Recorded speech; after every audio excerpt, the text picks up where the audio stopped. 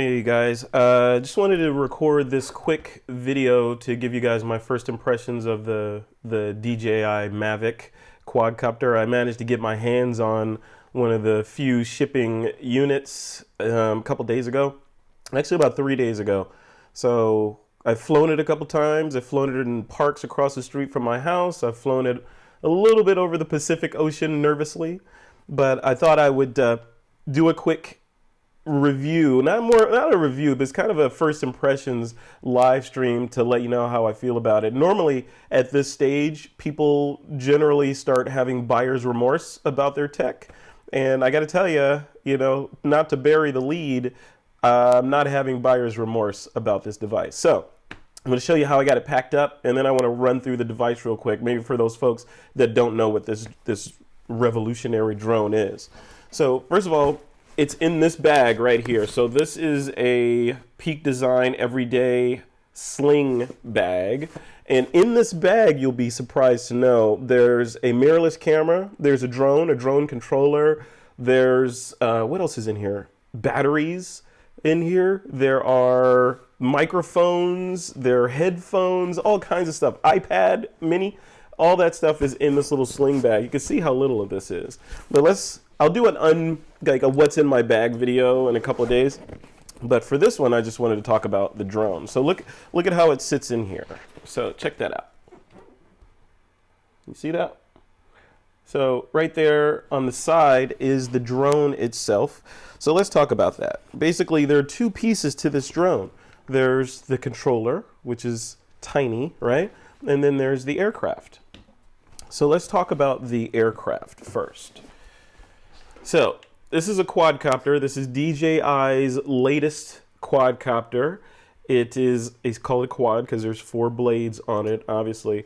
But a couple of the top line specs of this thing, the camera, which is underneath this little protective bulb here, the camera it shoots up to 4K video in multiple 4K resolutions. It also shoots 12.1 megapixel stills in DNG RAW and JPEG, if you like, or RAW plus JPEG. All that from this little guy. The sensors on this are kind of what's really amazing. So if you look at this, on the front of the camera, or on the front of the drone, there are 2 sensors right there. Those are its front-facing object detection sensors. And this drone sports a feature that DJI calls object detection and avoidance, meaning if it sees something in front of it when it's flying, I think up to 5 feet away from it, it will stop and hover, right? Or do whatever you have told it to do in that situation. Where that comes into really critical importance is when the thing is trying to make it home, because it is either lost contact with the remote control or it is going to run out of battery, and it's smart enough to know that, hey, I better start heading home now because I'm not going to make it if I don't. With my other drone, I have a DJI Phantom 3 Professional. Great quadcopter, but it lacks any sort of object detection and avoidance, meaning if the drone gets into one of those bad situations, it will rise, or it will move to an altitude, a predetermined return to home altitude, and then it will do a beeline straight back towards the spot where it took off from. Problem with that is if there's something in the middle between that takeoff point and where the drone is, that drone wouldn't see it. So if there's a building there or some trees or whatever, power lines, it's not going to see those. It's going to crash into them, and there goes your investment. The Mavic Pro, conversely, it will see an object, and it'll use that object detection to stop, and then it will avoid it. So it will go around or over that obstacle to get back and land safely, thereby saving your money, because otherwise it would be a pile of paperweight on the ground. So sensor-wise, let's go through the rest of the sensors on here. So it's got those front-facing sensors. It's also got 4 sensors on the bottom here. So there are 2 on the outside and then 2 in the middle. The sensors on the outside are optical sensors. So they're essentially little cameras that point down that look for patterns on the ground. So it uses those sensors when it is flying indoors to keep its position. So it looks at the ground to look for something like a point of reference so that it can hover and stay in one spot on the ground. It also uses it for precision landing. So the other drones that use GPS, like this one, will use a GPS point on the ground, which can not be that accurate. The civilian GPS signal is not as accurate as a military GPS signal, so it could be way off sometimes by several feet if you're lucky. So when it returns to home and tries to land, it may land over there versus over here. With this guy, because it essentially takes a picture of the ground when it takes off, kind of like when you leave your car in the airport parking lot and you take a picture of where it is. This thing takes a picture of the ground where it took off from, so that when it returns and you tell it to land, it will land exactly pretty much where it took off from, which is pretty fantastic. So those are these two outside sensors. The two middle sensors here are these are ultrasonic sensors, so kind of like radar. So basically sends a sound out and bounces off of an object, typically below it, right? And then it can calculate its altitude based on that return ping. So that also helps it operate indoors or calculate its altitude in the case of not having any satellites available to it. So all those systems, all those sensors, front-facing, bottom sensors, all that stuff work together to keep the thing in the air and to keep you from crashing into people or things and losing your investment or otherwise getting in trouble. So that was the camera, the other sensors. So also within the drone are it talks to its GPS, obviously. So it talks to GPS satellites.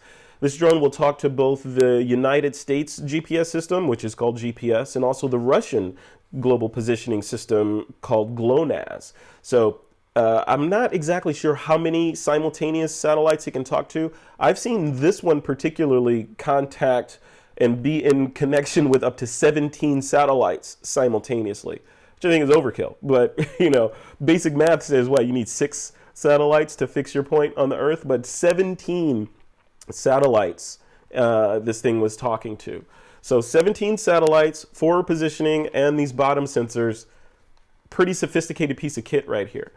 So let's unfold it and take a look at it. So to get it ready for flight, all you do is unfold the arms like this, 1, 2, and these guys on the bottom fold down, 1, 2. And then you take off this little cover, and there's a little gimbal stabilizing thing in there.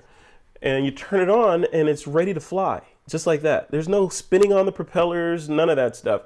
You turn it on, to turn it on, you hit this button, you press it once, and hold it again to turn it on, and it's ready to go. You turn on the controller, and you're essentially ready to fly at that point. There's a battery on here that's removable, so you can take that guy off, charge it up, and you're ready to go. The batteries, I think they're like $85 or something each, and they give you, DJI says you get about 25 minutes of flight time from one battery. In my tests so far, it's pretty accurate, though I haven't run it all the way down to 0 to test it because I don't want to get in that situation. But it's pretty accurate. And to charge the battery, of course, that flight time is it's gonna vary based on wind conditions, outside temperature, your flying style. Are you being really aggressive flying around? Does it have a backwind? All that stuff. So 27 minutes is kind of a, who knows what you're actually going to get, but it's longer than most drones on the market, I'll tell you that. So that's that thing. The controller itself, well, I'll talk about this in a second. This battery, the drone's battery, takes about an hour, just under an hour to charge up to 100%. This one takes about an hour and 20-ish minutes to charge up to 100%. However, you don't need to charge this one every time. In fact, most of the flights that I've taken so far, checking the battery, when this battery is ready to be charged, this one's probably at around 90%. So quick math says every 10 flights, you're going to have to charge this up. What I do is I just charge them up both together every single time. Why not, right? So there's just make that part of my routine. Before I talk about that controller, I wanted to talk about one thing that I noticed about this quadcopter last night. And you'll notice that these blades are kind of folded, right? You don't have to do anything. When you lay it on the ground and start it up and the blade starts spinning, the centrifugal force spreads the blades out like that, and thereby creating the aerodynamic surface, and you get lift and away you go. But what I thought was really cool was, because of that, that makes this drone, I think, safer than many other drones, because as you're flying, if you run into something like this, right, this propeller is going to be spinning this way, right?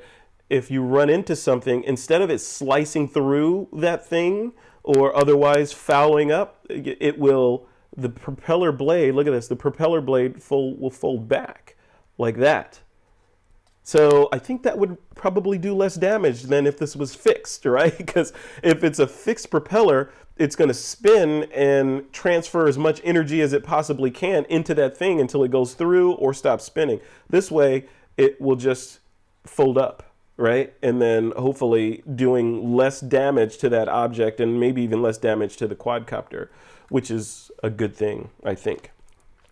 Okay, so that's it. So that's the DJI Mavic. That's what it looks like. Little tiny guy right there. Here's the controller.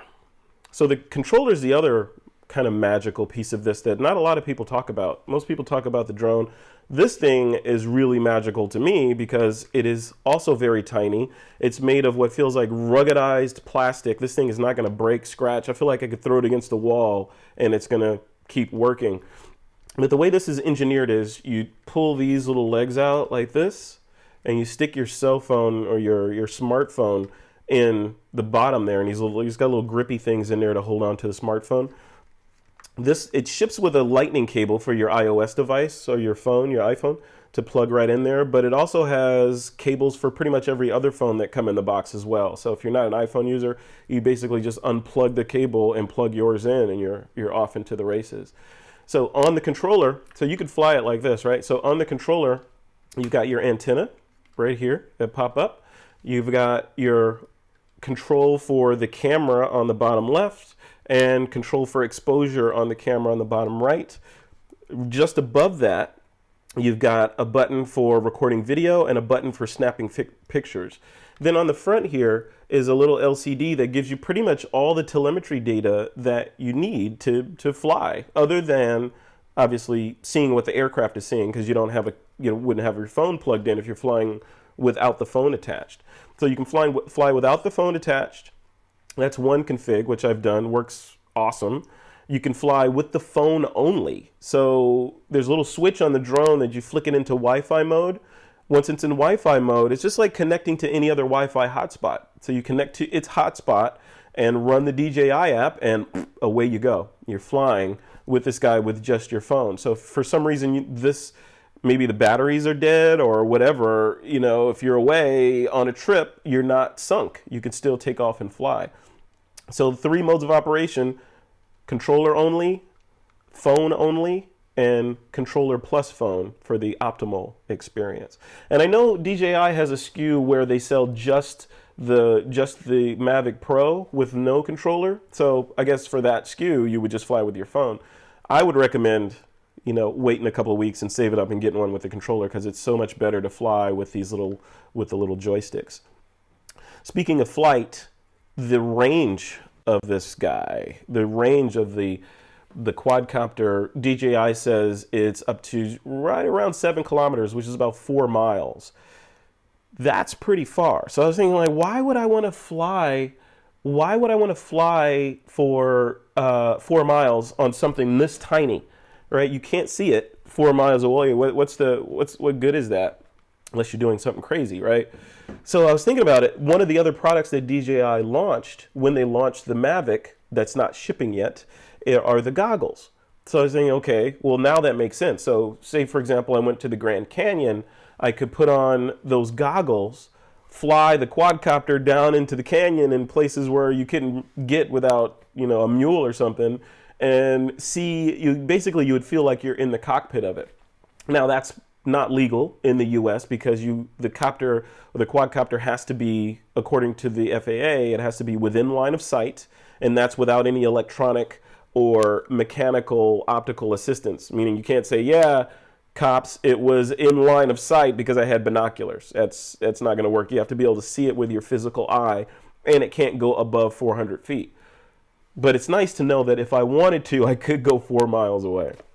So that's pretty cool.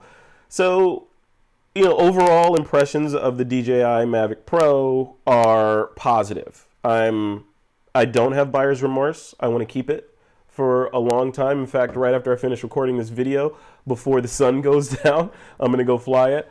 Speaking of which, according to the FAA, you can't fly these at night. You can't fly drones at night. It's illegal. You're allowed to fly it up to an hour. I think they said an hour, maybe it's 30 minutes.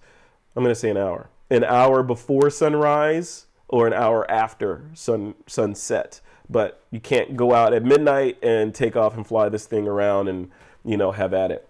At least not yet. So just keep that in mind. Anyway, if you guys have any questions, let me know in the comments, and I will respond and let you know. Hopefully, this covered a lot of the particulars about the DJI Mavic Pro. Right now, what I haven't done is I haven't done any of those. I was watching Colin Smith's walkthrough video of this thing, and he was demonstrating the automated flight modes, because you can put it in a mode where it will track you, so it will keep the camera trained on you. And you can have it so that it slides along beside you as you walk. You can have it orbit around you and do those sorts of things, all while keeping the camera locked on you. So I'm gonna go out and try those before it gets too dark. So anyway, if you guys have any questions or comments, please let me know. Okay, see you later.